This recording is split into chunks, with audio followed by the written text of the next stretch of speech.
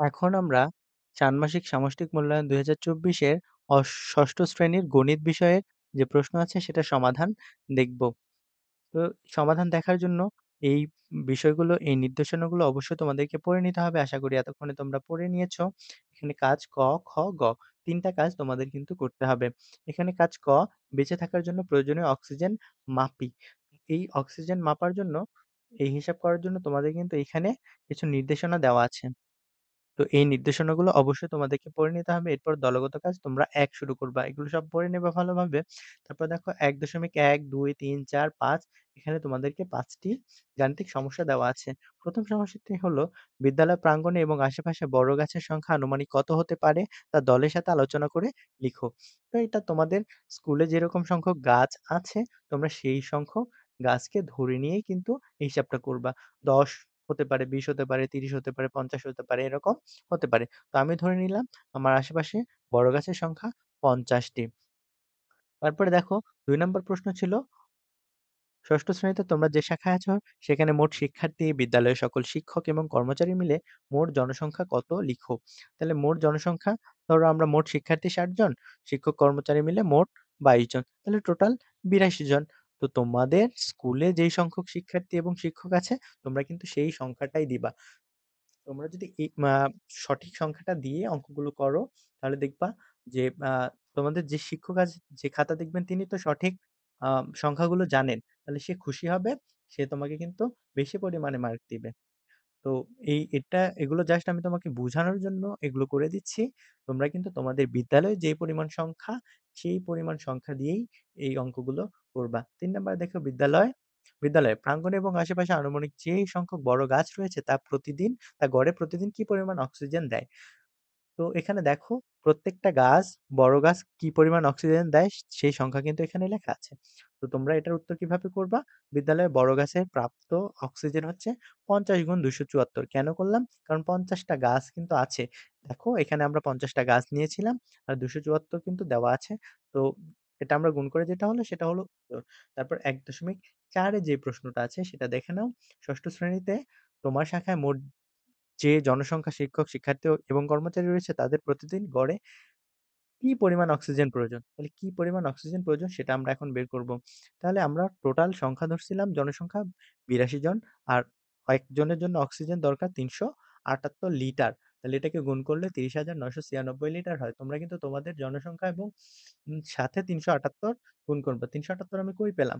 দেখো এখানে কিন্তু ৩৭৮ এর কথা সুন্দরভাবে বলা আছে যে প্রতিদিনে ৩৭৮ লিটার অক্সিজেন প্রয়োজন হয়। ওকে, তাহলে এই অঙ্কটা তোমরা করলা। এবার আমরা দেখব যে এখানে ৫ নাম্বারে যে প্রশ্নটা আছে, তোমার শাখার সকলের জন্য শিক্ষক, শিক্ষার্থী ও কর্মচারী গড়ে প্রতিদিন যে পরিমাণ অক্সিজেন প্রয়োজন, সেই পরিমাণ অক্সিজেন বিদ্যালয়ের গাছগুলো উৎপন্ন করেছে কি?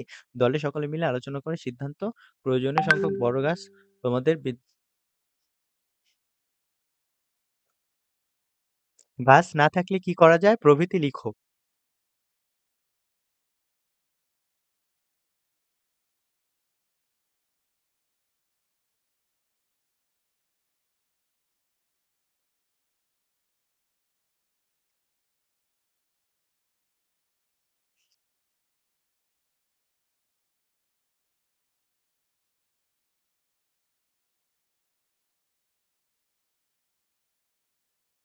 তো ১.৫ এর আমরা যে উত্তর সেটা এখন আমরা দেখব। এই উত্তরটা হলো যে দেখো ১ম এ আমি করে রেখেছি গড়ে প্রতিদিন যে পরিমাণ অক্সিজেন প্রয়োজন হয় সেই পরিমাণ অক্সিজেন বিদ্যালয়ের গাছগুলো উৎপন্ন করে না। এটা কিন্তু তোমরা বুঝতেই পারতেছো যে ওই হিসাব থেকে ১.৩ আর ৪ এর হিসাব থেকে তোমরা কিন্তু এটা বুঝতে পারতেছো সে পরিমাণ অক্সিজেন উৎপন্ন করে না। দলীয় সিদ্ধান্ত প্রয়োজনীয় অক্সিজেন চাহিদা পূরণের জন্য আরো গাছ লাগাতে হবে। এখন কি পরিমাণ গাছ লাগাতে হবে এটা কিন্তু তোমরা হিসাব করে বের করবা। তোমরা যে পরিমাণ জনসংখ্যা নিবা, যে পরিমাণ গাছ তোমাদের আছে সেই অনুযায়ী কিন্তু এই সংখ্যাটা ভ্যারি করবে। তো চলো আমরা এরপর পরের প্রশ্নটা দেখি। এরপরে একক কাজ ১ আমার পরিবারের জন্য অক্সিজেন হিসাব করি। এখানে দেখো এখানে দেখো ১ নাম্বার তোমার পরিবারের সকল সদস্যদের গড়ে প্রতিদিন কি পরিমাণ অক্সিজেন লাগে? তো এটার উত্তর কেমন হতে পারে দেখো। এটার উত্তরটা হলো যে আমার পরিবারের জন্য অক্সিজেন হিসাব করি, আমার পরিবারের সদস্য সংখ্যা ৪ জন।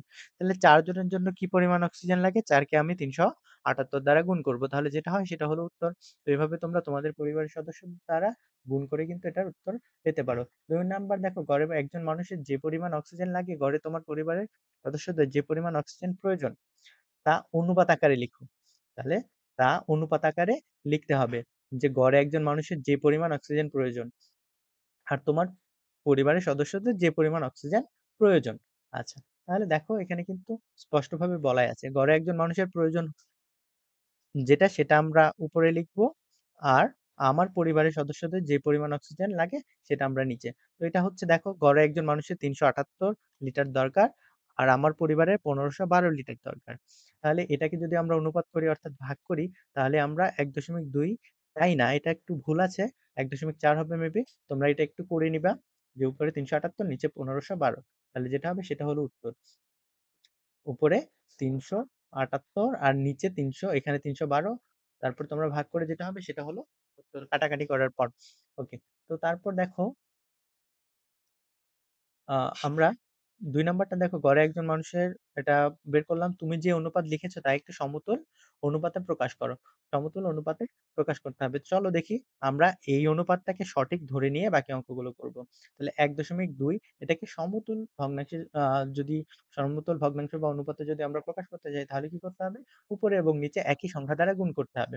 তাহলে আমরা ১ গুণ ২ করলাম, ২ গুণ ২ করলাম। যেহেতু এটার ১/২ ছিল, উপরে নিচে ২ দ্বারা করে গুণ করলাম, ২/৪ হলো। তাহলে ১:২ বা ১:২, ২:৪। এটাই হলো আমার সমতুল অনুপাত। তো এভাবে আমরা সমতুল অনুপাত বের করতে পারি। তো দেখো তার পরের প্রশ্ন এবার আমরা দেখব। তোমার পরিবারের সকল সদস্যদের একদিনের অক্সিজেন সরবরাহের জন্য কয়টি গাছ প্রয়োজন? তো কয়টি গাছ প্রয়োজন সেটা কিন্তু এখন আমরা বের করব।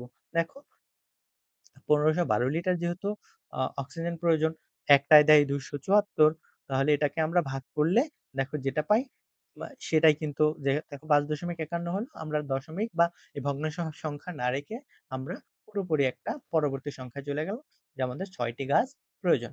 তো দেখো তারপরে আমরা পরবর্তী অঙ্কে যাচ্ছি। তোমার পরিবারের অক্সিজেনের জন্য যতটি গাছ দরকার তা আছে কি? তোমাদের দরকারের চেয়ে বেশি বা কম গাছের সংখ্যাকে যথাক্রমে ধনাত্মক কিংবা ঋণাত্মক পূর্ণ সংখ্যা দিয়ে প্রকাশ করে দেখাও। চলো এটার উত্তর আমরা করি। আমার পরিবারে বড় গাছ রয়েছে ৫০টি। মানে আমার পরিবারে বড় গাছ বলতে আমাদের যে বাড়ির আশেপাশে আঙিনা, আমাদের যে জমি বাড়ি এর আশেপাশে ৫০টি বড় গাছ আছে। দরকারের চেয়ে বেশি আছে ৪৪ টি গাছ। দেখো এখানে কিন্তু আমরা আ ৬ টি গাছ আমাদের দরকার। আমাদের গাছ আছে ৫০ টি। তাহলে আমাদের ৪৪ টি গাছ কিন্তু বেশি আছে। তো বেশি থাকা মানে কি? প্লাস চিহ্ন দিয়ে আমাদের প্রকাশ করা। অর্থাৎ প্লাস চিহ্ন মানে এখানে আমাদের ৪৪ টি গাছ বেশি আছে। এভাবে আমরা এটার উত্তর করতে পারি। পরবর্তী প্রশ্নটাতে চলে যাই।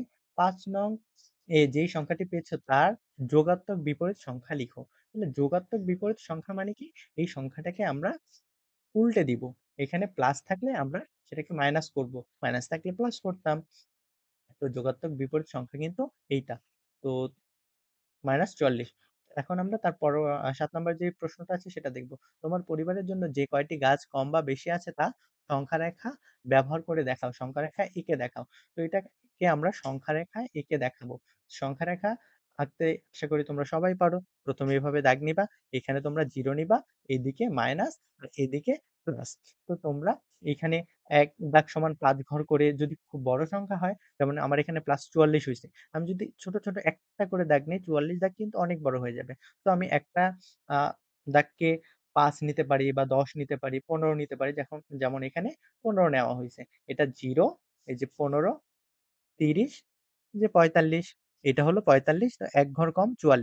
তাহলে এইটা কিন্তু আমার সংখ্যা রেখায় যেই +৪৪ এটার অবস্থান। এরপর আমরা পরবর্তী যেই ৫ খ আছে এটা দেখব।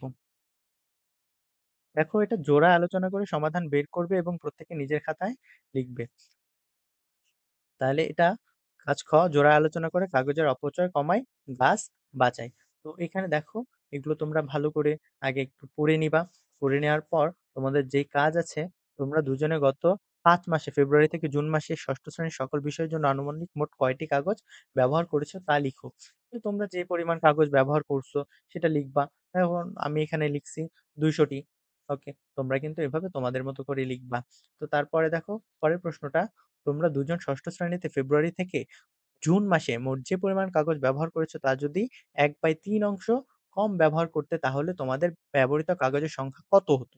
দশমিক সংখ্যার ক্ষেত্রে পরবর্তী পূর্ণ সংখ্যা ব্যবহার করবে। ওকে? তাহলে দেখো এই এই অঙ্কটা আমরা করব ২০০ এর ১ এর ৩। তাহলে এর মানে গুণ। তাহলে এর মানে গুণ এটাকে আমরা গুণ করে কাটাকাটি করলে আমরা পাই ৬৬ পয়েন্ট সামথিং, যেটাকে আমাদের পরবর্তী সংখ্যায় যাইতে বলা হয়েছে, তাহলে আমরা ৬৭ নিয়ে নিব। আমাদের ব্যবহৃত কাগজ সংখ্যা হতো, দেখো এটাকে আমরা বিয়োগ করলে ১৩৩ পাচ্ছি। তাহলে এটা আমাদের ২ নাম্বার উত্তর। এবার আমরা পরের প্রশ্নে যাব। ৩ নাম্বার, ২ নং এর ক্ষেত্রে তোমাদের কাগজ ব্যবহারের হার শতকরা কত কমে গেল? শতকরা কত কমে গেল? এটা এখন আমরা বের করব। দেখো ২০০ পেজ সমান হচ্ছে ১০০% যেহেতু আমরা টোটাল ব্যবহার করছি ২০০ পেজ, তাহলে ২০০ পেজ সম্পূর্ণ অংশ সমান হচ্ছে ১০০%। তাহলে ১ পেজ যদি হয়, ১ পেজ হলে ১০০/২০০% এটা হয়ে যাচ্ছে। তাহলে ৬৭ পেজের ক্ষেত্রে কত হবে? ১০০ গুণ ৬৭/২০০। এটাকে যদি আমরা এই ২ শূন্য, এই ২ শূন্য কাটি, তাহলে নিচে ২ থাকে। তাহলে ৬৭/২। ৬৭/২ কে আমরা আবার যদি ভাগ করি, তাহলে দেখো ৩৩.৫। তাহলে এইটা ৩৩.৫% কমে গেল। ওকে। তাহলে তারপরে দেখো পরের অংশ, তোমাদের মধ্যে একজন যদি প্রতি চতুর্থ দিনে একবার এবং অন্যজন যদি প্রতি ষষ্ঠ দিনে একবার পোস্টার পেপার ব্যবহার করে, তাহলে ১ এপ্রিল থেকে শুরু করে ৩০ এপ্রিল ১ মাস পর্যন্ত তোমরা মোট কতবার একই দিনে পোস্টার পেপার ব্যবহার করবে? দিনে যদি আসেন, তাহলে এটার উত্তরটা হবে ৪ এবং ৬ এর লসাগু দেখো ১২। তাহলে ১২ দিন পর, পর একই দিনে পোস্টার ব্যবহার করবে। তাহলে ১লা এপ্রিল হতে ৩০শে এপ্রিল পর্যন্ত, হ্যাঁ, ৩০শে এপ্রিল পর্যন্ত, ১ এপ্রিল, ১২ এপ্রিল, ২৪ এপ্রিল একই দিনে পোস্টার ব্যবহার করবে। অর্থাৎ মোট ৩ বার পোস্টার ব্যবহার করবে কিন্তু একই সাথে। ওকে। তাহলে দেখো এরপর আমরা পরের প্রশ্নে চলে যাব। ৫ নাম্বার প্রশ্নে এখানে ৩ টা প্রশ্ন আছে। দেখো ৩ টা প্রশ্ন, তোমাদের শ্রেণীতে মোট শিক্ষার্থী সংখ্যা কত তা লিখো। তাহলে শিক্ষার্থীর সংখ্যা কত? এটা তোমাদের ক্লাস অনুযায়ী কিন্তু তোমরা লিখে নিবা। আমি ধরে নিলাম আমার ক্লাসে আছে ৬০ জন। তো তার পরের প্রশ্নে আমরা চলে যাব। শিক্ষক মোট কতটি পোস্টার পেপার এনেছিলেন? তাহলে কতটি পোস্টার পেপার এনেছিলেন? শিক্ষক আ পোস্টার পেপার এনেছিলেন ৬০ গুণ ২, তাহলে ১২০ টি। ওকে। তো প্রশ্ন মতে ৩/৫ সমান ৫ অংশ সমান হচ্ছে ১২০। তাহলে সম্পূর্ণ অংশ সমান, এখানে আমরা যদি কাটাকাটিটা করি, তাহলে দেখো এখানে ২০০ টি হয়। অর্থাৎ শিক্ষক মোট পোস্টার পেপার এনেছিলেন ২০০ টি। তো তোমরা এই কাটাকাটিটা একটু দেখে নিবা। ৩ কে আমি ১২০ দিয়ে কাটলাম। তাহলে ৩ ৪ ১২, তাহলে ৪০ হয়। ৪০, ৪ ৫ ২০, অর্থাৎ ২০০ টি হয়। শিক্ষক মোট পোস্টার পেপার এনেছিলেন ২০০ টি। ওকে। তো তারপর আমরা পরের প্রশ্নে চলে যাচ্ছি। পরের প্রশ্ন, তোমাদেরকে দেয়া অংশের মূল্য ৳৪৫০ হলে প্রতিটি পোস্টার পেপারের মূল্য কত? তাহলে প্রতিটি পোস্টার পেপারের মূল্য এখন আমরা বের করব। ৫ এর গ নাম্বার দেখো, প্রতিটি পোস্টার পেপারের মূল্য ৪৫০ ভাগ হচ্ছে ১২০। তাহলে ৩.৭৫ বা ৩.৭৫ টাকা। ওকে। তাহলে ছোট বড় গাছ।